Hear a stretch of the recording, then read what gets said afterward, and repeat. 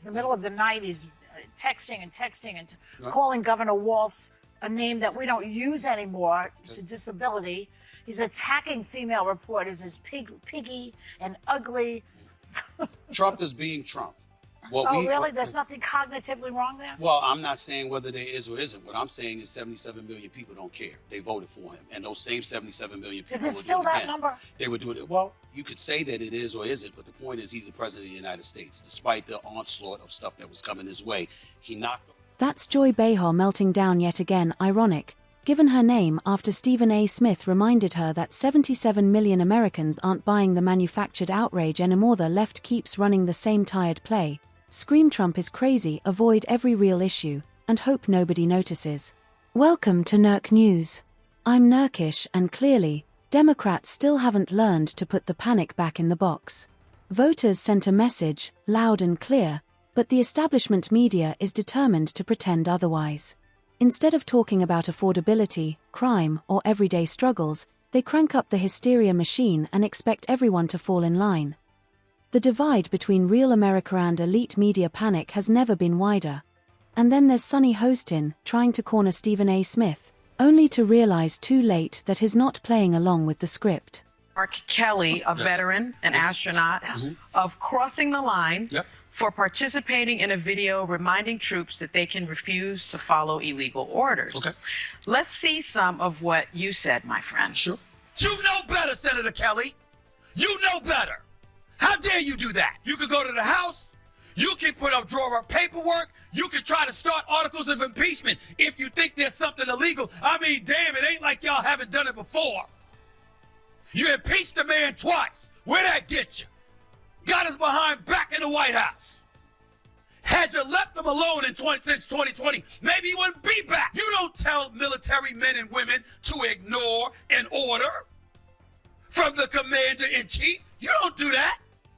Caffeine's a bitch, you know? Now, let me just remind you that Pete Hegseth said in 2016, I do think there have to be consequences for abject war crimes. If you're doing something that is just completely unlawful and ruthless, then there is a consequence for that. That's why the military said it won't follow unlawful orders from their commander-in-chief. Now, given the fact that the secretary himself said that, I'd love to give you the opportunity to perhaps change your position on what you said. I'm not changing a thing. Okay. I didn't stutter when I said it. You want to stay loud and wrong? Well, you can call it loud and wrong all you want to. You're entitled to your opinion. I'm entitled to mine. I know that you have very strong feelings about Democrats, but I do have this to say to you. It was important, I think, for Democrats to show that they stood with the LGBT community, that they stood with black women and women in general, because once you let us go, once you let women and poor people go, what do you have? And so I've listened to lots of people say, you know, that you didn't follow what was necessary. They did it the way they thought they could. It didn't work for them. They got it. See, respectfully, I don't like that. Let me explain. That's okay. Let me explain. Just like you said to Sonny. Let me explain. You know what makes this whole exchange hilarious?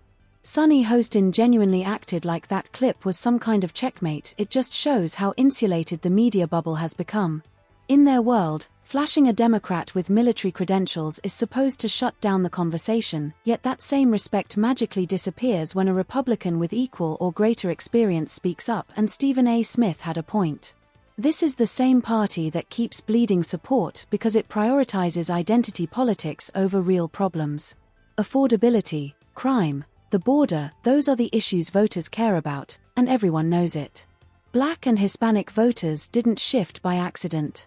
Even left-leaning outlets acknowledged the trend, inflation hit working families hard, and the bold promises never turned into solutions. People like Smith, even Bill Maher at times, have been warning Democrats for years that the non-stop Trump is the problem narrative and the obsession with woke signaling were pushing people away. But the message didn't land. And judging by the reactions, neither did it with much of their remaining audience. They're straight racist. I already know that. Because it's a double standard. Time out. So what we're going to do is we're going to say Republicans are racist as opposed to specific names. You're just going to call an abundance of people racist. a blanket across the board. Republicans are straight racist. Goodbye, man. Have a nice day. We're not doing that. We're not doing that. I'm not letting anybody on either side of the aisle castigate an entire party of people like that. I'm not doing that. That gets us nowhere. What if you ran across a Republican and all they cared about was being pro-life and didn't know 2 cents about the economy, affordability, immigration, safety in the streets, our education system, tariffs, whatever? You can't do that, bro. You know why I felt compelled to shut you down? Because what if white folks turned around and said, all black dudes are criminals? All of us? If you don't want to be castigated and stigmatized and labeled, the first order of business to insulate yourself from stuff like that is to make sure you don't do it to other people.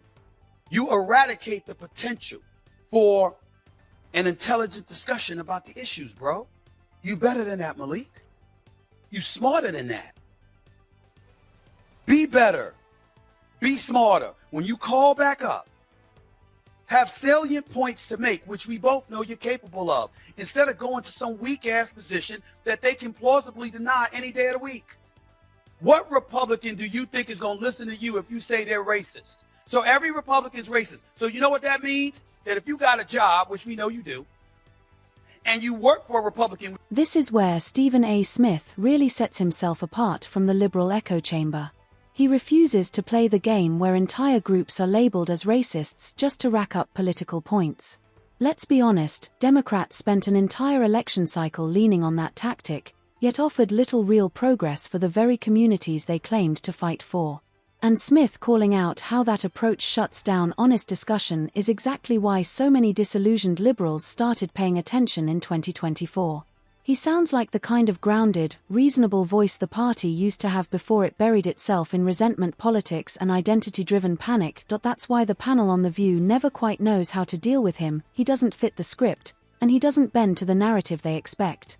Is this when we talk about poor people? Who ain't thinking about poor people? Democratic Party, I know I do. I know that most candidates within the Democratic Party that I know they think about poor folks. I know they think about the desolate and the disenfranchised. I get that. But what I'm saying is that during the campaign, were you doing what it takes to win?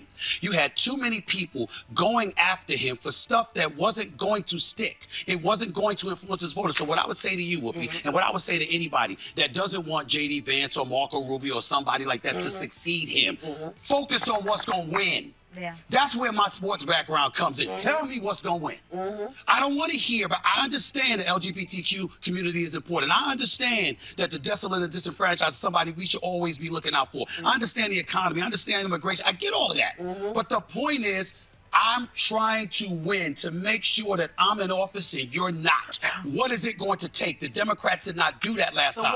And that's what happens. What is the winning issue now? Affordability and safety. Yes. Period. Affordability and safety for the streets of the United States. And a willingness to cross the aisle and show that you're willing to work with people to get stuff done so we don't have this chaos just because we disagree. Yep. I think that the Democrats try harder than the Republicans to do that.